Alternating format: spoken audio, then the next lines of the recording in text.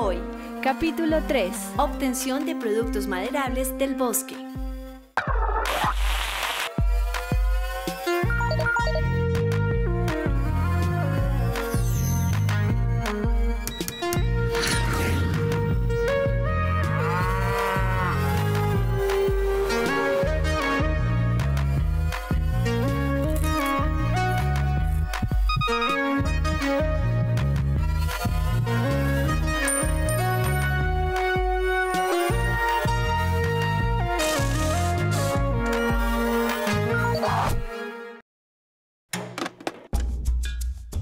Para establecer un cultivo forestal, primero se debe registrar el terreno ante el Ministerio de Agricultura y Desarrollo Rural.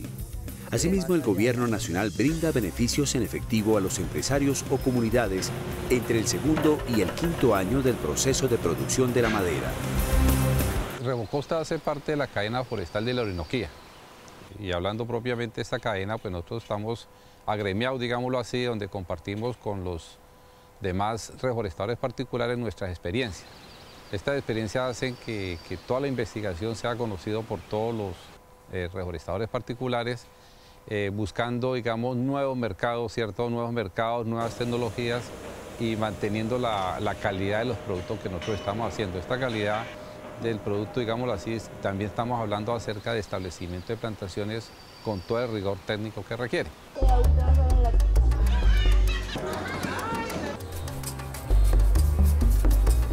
Para nosotros hacer un aprovechamiento racional que exige la corporación y el mismo gobierno, exige que nosotros solicitemos una licencia de aprovechamiento forestal para aprovechar el bosque, porque tenemos en cuenta que el árbol nace, crece, reproduce y se muere. Entonces, cuando el árbol está para morirse, ahí el hombre lo aprovecha de una manera racional.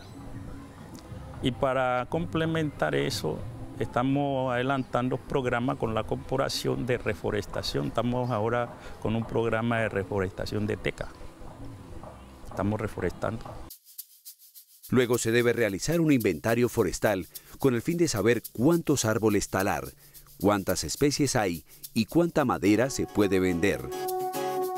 Escoger los árboles más grandes y con características de vigor y dominancia para que produzcan semillas garantiza la regeneración del bosque. Dentro de los cuidados fundamentales del bosque está el de conservar el ciclo hidrológico. Por eso es necesario plantar estratégicamente árboles en la orilla del cauce o en los nacimientos de agua. Antes de talar los árboles, se debe realizar un análisis de suelo, clima, vías de acceso. También es necesario conocer cuántos árboles están listos para talar, métodos de reforestación, costos de apeo, cargue y descargue, para que el proceso de aprovechamiento sea más fácil. En TVWeb continuamos con la serie Obtención de productos maderables del bosque. Veremos la planificación de la tala o aprovechamiento, la importancia de la ingeniería de caminos forestales, la corta dirigida, el arrastre y el cálculo del volumen del tronco. La planificación apropiada para bosques mixtos tropicales requiere de mapas a gran escala para marcar la ubicación de los árboles que serán cortados, los caminos, las pistas de arrastre y los lugares de acopio. Este mapa se realiza con un debido reconocimiento del lugar. La división del terreno en zonas, además, ayuda a planificar detalladamente cómo se va a realizar el corte, cuándo se realizará el aprovechamiento y quiénes son las personas capacitadas para realizar las operaciones. Con esta planeación se garantizará el aumento de la productividad y la reducción del impacto ambiental. En el manejo de las plantaciones comerciales, una de las actividades complementarias son los raleos y las entresacas, seguidos de una cosecha final. Todas esas actividades se denominan actividades de cosecha, intervienen o tienen incluidas actividades de apeo, de extracción, bien sea empleando tractores o trineumáticos, que son equipos con menor impacto sobre el suelo. Sigue la actividad de dimensionado, actividad realizada con motosierras livianas y con personal calificado y con experiencia en esas labores de cosecha. Sigue otra labor mecanizada que es la clasificación y cargue para las diferentes áreas de nuestros procesos internos como para clientes externos.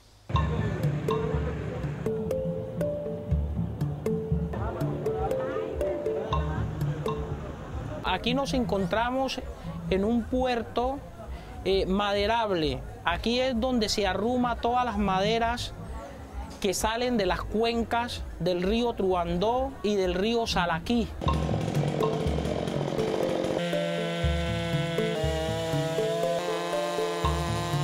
En la comunidad hay unos motosierristas que ellos cortan la madera y la traen aquí y se la venden a un secundario, que es un intermediario. Ese intermediario, esa madera, la negocia con un comerciante de alto calaje en Cartagena o Medellín y Bogotá.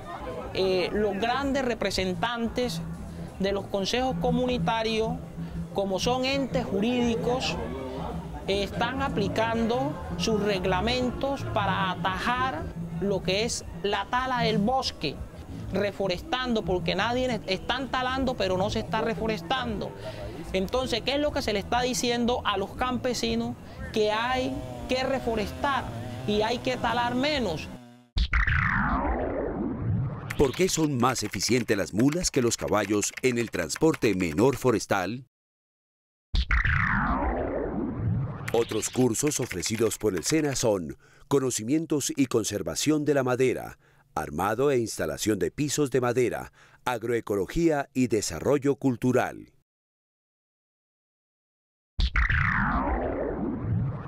¿Por qué son más eficientes las mulas que los caballos en el transporte menor forestal? La respuesta: son más resistentes al calor, son menos exigentes en la alimentación y su costo inicial es más bajo.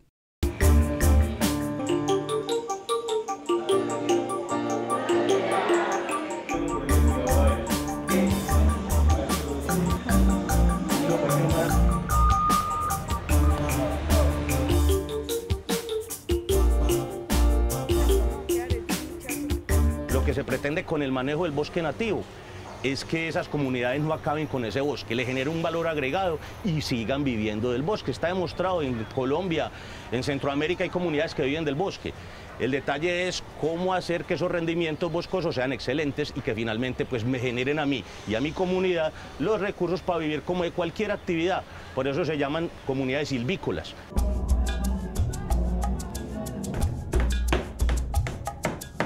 El proceso de extracción antes del decreto ley 2811 pues era bastante informal, la gente simplemente sacaba la madera y la montaba y vámonos en un camión o en un barco. Finalmente no había como un proceso de control estandarizado, se sacó mucha madera y aquí en la región de Urabá salió cualquier cantidad de madera, especialmente para la costa caribe colombiana. A partir del 2811 llega el Inderena y empieza a hacer su presencia y generó procesos importantes. Yo pienso que el Inderena finalmente logró que muchas personas entraran al proceso y al comercio legal de madera, que sembró la semilla para que finalmente las actuales corporaciones autónomas regionales siguieran con la misma dinámica. De todas maneras, el desconocimiento que tienen las comunidades o los usuarios de los bosques permite un nivel importante de ilegalidad. La región, por ejemplo, en el caso concreto Urabá, para dar paso al cultivo del banano necesariamente tuvo que acabar con una gran cantidad de bosques. Pero el problema no es decir entonces que el banano ha sido destructor de bosques, no, ni más faltaba. Lo que pasa es que el banano es una dinámica importante en la región de Urabá y por lo tanto hay que defender esa dinámica. Y estamos hablando de los años 60, 70, cuando los controles eran otros y la visión del país era otra.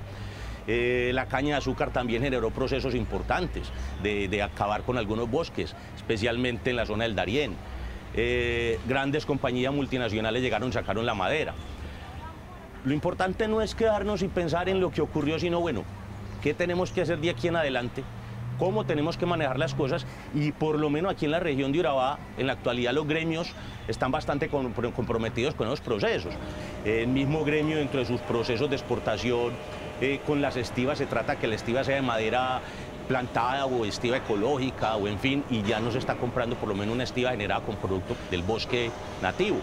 Entonces, la evolución hace que necesariamente los hombres cambien de pensar en la medida que su medio se ve afectado. La violencia también ha sido un detonante importante frente a eso, pues es innegable que los grupos armados al margen de la ley han generado procesos de destrucción masiva de bosques. ¿A qué se podrá deber? Puede ser estrategia de guerra. Finalmente, cada cual en su momento toma una decisión frente al uso de un recurso. Lo importante es que los que nos interesa vivir de esos recursos, pues tratemos de orientar que esos procesos se hagan de la mejor manera. Hay que orientar a la gente a que aproveche bien los bosques, que los cuide, que los conozca, que si nosotros no conocemos los recursos que tenemos, pues no los vamos a proteger. Y finalmente, yo pienso que el problema de la ilegalidad se acaba en el momento en que la gente esté educada y que la gente conozca lo que tiene y de esa manera lo aprende a valorar. El 90% de la tala o aprovechamiento produce erosión. Por esta razón, la ingeniería de caminos forestales es de alta importancia porque evita que los suelos del bosque se pierdan. Para esto se debe planear su ubicación y construcción lejos del paso de agua, haciendo cunetas y drenajes.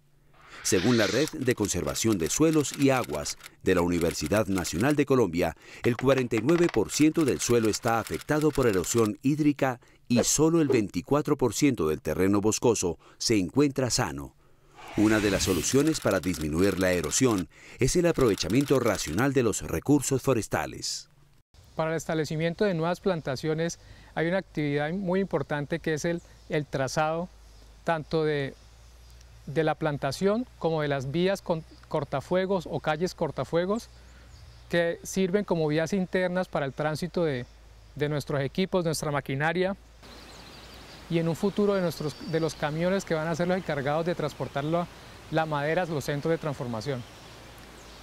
Esta actividad es realizada por personal calificado, teniendo en cuenta las condiciones ambientales de la zona, la topografía del terreno y el impacto al cual van a estar sometidos durante todo el tiempo del cultivo.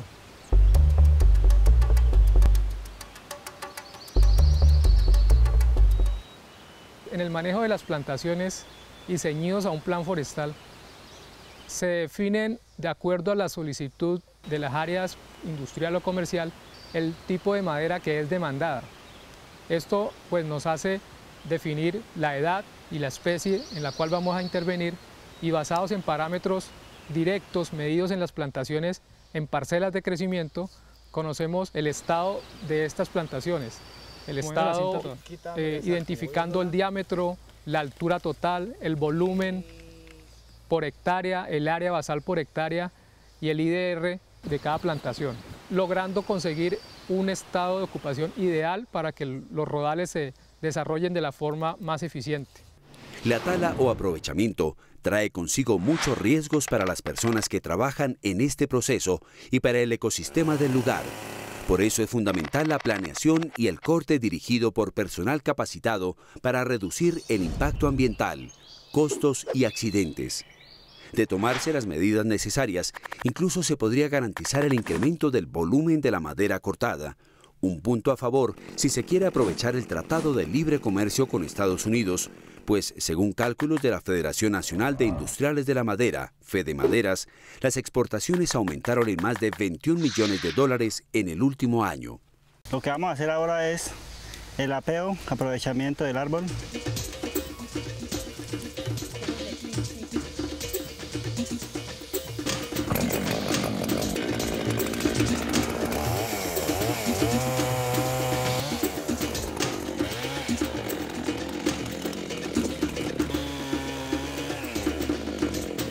Nosotros talamos los árboles con motosierra.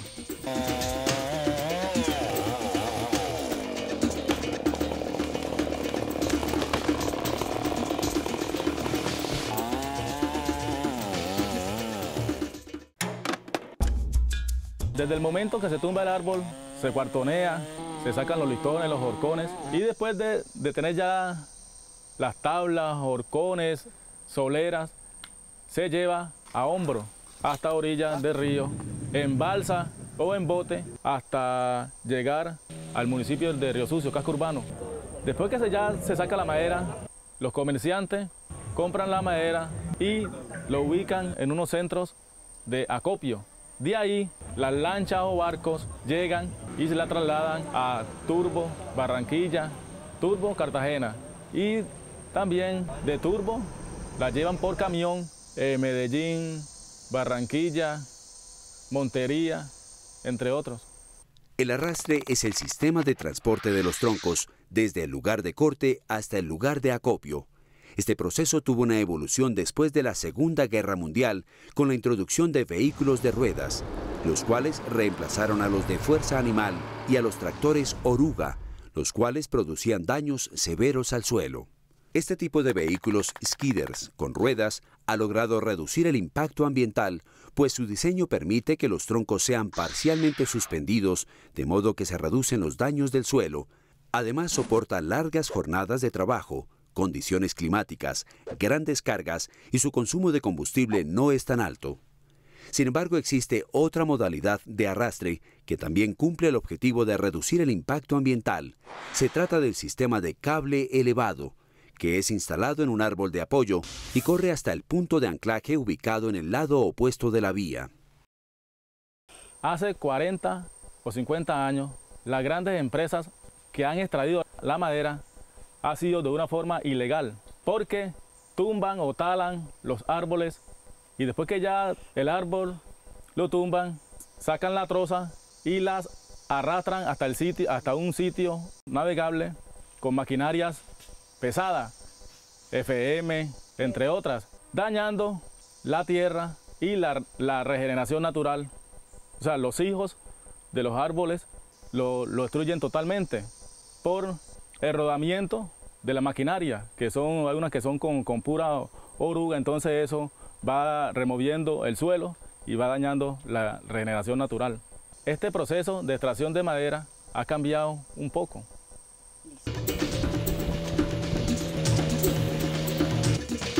Arriba.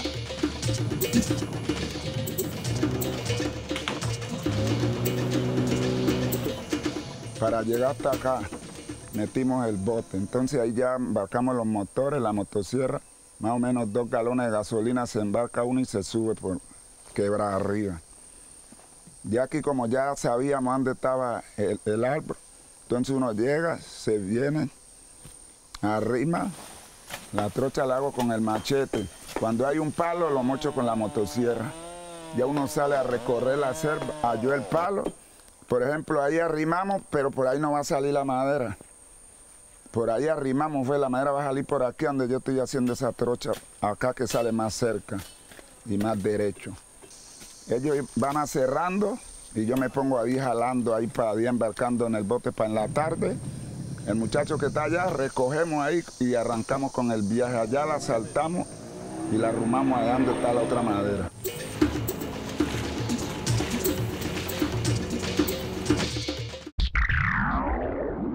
¿Cuáles son las recomendaciones básicas para adquirir una motosierra? Otros cursos ofrecidos por el SENA son Conocimientos y Conservación de la Madera, Armado e Instalación de Pisos de Madera, Agroecología y Desarrollo Cultural. ¿Cuáles son las recomendaciones básicas para adquirir una motosierra? La respuesta: procure encontrar una buena combinación de tamaño y potencia. La potencia será de suma importancia si desea cortar madera dura como la teca o el comino. Recuerde que a mayor potencia, mayor peso. Una motosierra de gran tamaño puede volverse bastante pesada luego de una larga sesión de corte. Lo primero que hay que tener en cuenta es que los árboles son una especie de cilindro, ¿cierto? Entonces, para poder saber qué cantidad de madera hay, pues hay que calcular un volumen. El volumen del cilindro se calcula en función de su área por su altura. Lo mismo ocurre con los árboles, entonces se toma una medida del diámetro a la altura del pecho, toma la circunferencia para calcular un concepto que llama área basal, o sea, el área que ocupa ese tronco en el espacio. Esa área basal se multiplica por la altura y se obtiene entonces el volumen de un cilindro. Pero es que el árbol no es completamente cilíndrico, ¿cierto? El árbol tiene una forma de cohete. Entonces se hace un factor de conversión que se llama factor mórfico y que lo que se hace es que reduce el volumen del cilindro a una condición más o menos de cono. La medición y el cálculo en metros cúbicos se debe realizar con el fin de determinar el volumen de cada tronco. Con estos valores se podrá saber exactamente cuánta madera en rollo se tiene para vender o cubicar. Inicialmente es necesario quitarle la corteza, luego medir en metros el diámetro en cada extremo del tronco, a lo largo y a lo ancho. Para este ejemplo tomaremos como medidas del extremo más ancho como 0.82 metros de alto por 0.76 metros de ancho y las del extremo más delgado como 0.60 de alto por 0.54 de ancho. Después se mide el largo del tronco en metros. Para este ejemplo diremos que el tronco mide 6 metros. Cuando ya se tienen estas medidas, se calcula el diámetro promedio mayor y el diámetro promedio menor, sumando los valores iniciales y luego se divide en 2. Después se suma el promedio del diámetro mayor elevado al cuadrado y el menor elevado al cuadrado y se dividen en 2. Finalmente, con el valor resultante de pi sobre 4, que es 0.7854, y los demás valores, se calcula el volumen del tronco en metros cúbicos así. Volumen es igual al diámetro mayor al cuadrado, más el diámetro menor al cuadrado, multiplicado por 0.7854, por el largo que es 6 metros y dividido en 2. Entonces, en este caso, el volumen del tronco es 2.24 metros cúbicos. Este procedimiento se realiza en todas las trozas, determinando la cantidad de madera que se puede vender. Al apear el árbol, muchas veces el árbol viene con defectos, tiene corazón podrido, o sea que la parte interna del tronco está podrida, entonces ya ese volumen es engañoso. Entonces, ¿qué es lo que se hace? Se calcula el volumen de la pieza de una manera normal, sea si la pieza está en forma de rolo. Entonces se le calcula de la misma manera, tomando en cuenta el promedio del diámetro inferior y superior de la troza, con la altura, y se hace el descuento de la parte del corazón que está podrida. Entonces se calcula el tamaño del podrido que tiene el árbol y con una vara se calcula la profundidad. Entonces se resta el volumen mayor del volumen menor y finalmente pues se obtiene el volumen real de la pieza. Si se tienen en cuenta los pasos anteriores, se podrá obtener un aumento en la producción de la madera, se reducirán los costos en las operaciones de aprovechamiento y se minimizará el impacto ambiental en los bosques naturales o plantaciones comerciales. En el próximo capítulo de esta serie, Obtención de Productos Maderables del Bosque, veremos cómo hacen las empresas y las comunidades para transportar la madera luego de ser cortada, el control de calidad del producto, el corte industrial, la clasificación de la madera transformada y cuáles son los subproductos que se obtienen. Otros cursos ofrecidos por el SENA son Conocimientos y Conservación de la Madera, Armado e Instalación de Pisos de Madera, Agroecología y Desarrollo Cultural.